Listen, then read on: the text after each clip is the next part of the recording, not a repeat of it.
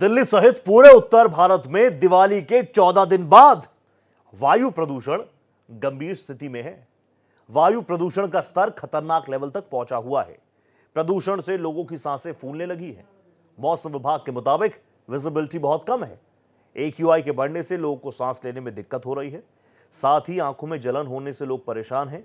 मौसम विभाग के अनुसार दिल्ली के कई इलाकों में जहरीली हवा चल रही है, जो स्वास्थ्य के लिए ठीक नहीं है, बेहद बेहद घातक है। तो पूरे उत्तर भारत का यही हाल है। ये अक्षरधाम की तस्वीरें हैं दिल्ली की। सिर्फ और सिर्फ स्मॉग नजर आ रहा है और वो महसूस भी आप कर रहे होंगे जो लोग दिल्ली NCR के होंगे। उत्तर भारत में ही पूरा इसका असर है वैसे तो। और अब स्मॉग की एक मोटी परत आपको नजर आ रही होगी, सांस लेने में दिक्कत हो रही होगी। ये सिर्फ आपके साथ नहीं है, हम सबके साथ है। मेरे सहयोगी राकेश सिंह मेरे साथ लाइव जुड़ चुके हैं। राकेश जी, सबसे पहले बताइएगा आप कहां पर हैं और वहां पर क्या कुछ हालात है? AQI क्या कुछ इंडिकेट कर रहा है? और हर बार की तरह क्या दिल्ली NCR वासी इसको अपनी नियति मान ले, क्योंकि होना तो कुछ नहीं। देखिए, इसमें रोहित कोई शक नहीं है। फिलहाल अगर मैं दिल्ली की बात करूं, हालांकि प्रदूषण तो पूरे उत्तर भारत में है, लेकिन अगर मैं विशेष तौर से दिल्ली की बात करूं तो अभी AQI जो 24 घंटे में नापा जाता है अभी 361 है।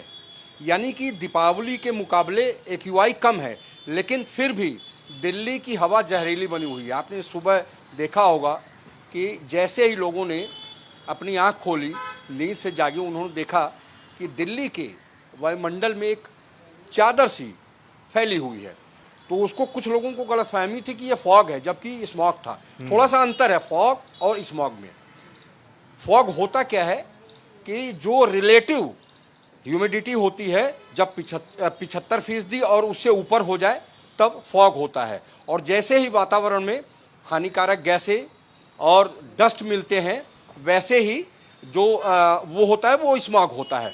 चूँकि फॉग में अगर स्मॉग की बात की जाए और फॉग की बात की जाए तो फॉग में आज जो स्मॉग था उसमें विजिबिलिटी जो है रोहित वो 1 किलोमीटर थी, यानी कि फॉग नहीं था। लेकिन फिर भी दिल्ली की हवा जो है रोहित वो जहरीली बनी हुई है।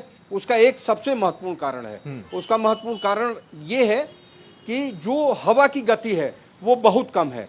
लिहाजा जो वायुमंडल में जो डस्ट घुले हुए हैं, जो PM 2.5 का लेवल है, हवा की गति कम होने की वजह से वो जो पोल्यूशन के कण है वो डिस्पर्स नहीं हो पा रहे हैं, छट नहीं पा रहे हैं। लिहाजा अभी भी जो है दिल्ली की हवा जहरीली बनी हुई है। दिल्ली की हवा जहरीली है राकेश जी, क्योंकि आप लगातार ग्राउंड रिपोर्टिंग भी कर रहे हैं, आप अपना ख्याल भी जाहिर सी बातें रख रहे होंगे, एक्सपर्ट्स से आप लोग बात कर ही रहे होंगे। एक्सपर्ट्स क्या कुछ कह रहे हैं? क्योंकि इन परिस्थितियों से तो आप और हम बच सकते नहीं हैं, आम लोग बच सकते नहीं हैं। जिसको काम पर निकलना है उसको जाना ही है, छोटे बच्चों को स्कूल जाना ही है, स्कूल से वापस आना ही है। तो ऐसे में क्या एहतियातन कदम उठाए जाए? एक्सपर्ट्स क्या कहते हैं?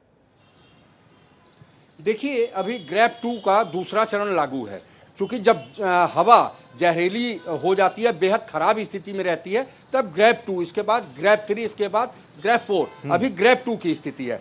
क्योंकि बच्चे स्कूल जाते हैं, लोगों को काम पे जाना है, वो उनको निकलना ही है। लेकिन देखिए, एक जो सबसे महत्वपूर्ण बात है रोहित, वो यही है कि दिवाली की अपेक्षा जो AQI का स्तर है वो 361 है, जो पिछले 24 घंटे में मापा जाता है अभी फिलहाल दिल्ली में।